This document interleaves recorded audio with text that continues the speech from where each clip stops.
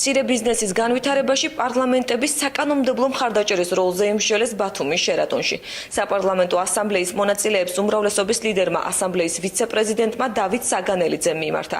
სამგზავრო გადაზიდვების განვითარებასა და მოწესრიგებაზე საქართველოს პარლამენტის მუდმივ მოქმედი დელეგაციის წევრმა ზურაბ მელიქიშვილმა ისაუბრა.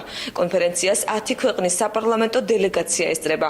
შავი ზღვის ქვეყნების ეკონომიკური თანამშრომლობის საპარლამენტო ასამბლეის ფარგლებში გაიმართა პოლიტიკურ და სამართლებრივ საკითხთა, ეკონომიკური ვაჭრობის, ტექნოლოგიური და გარემოს დაცვის საკითხთა კომიტეტების სხდომები.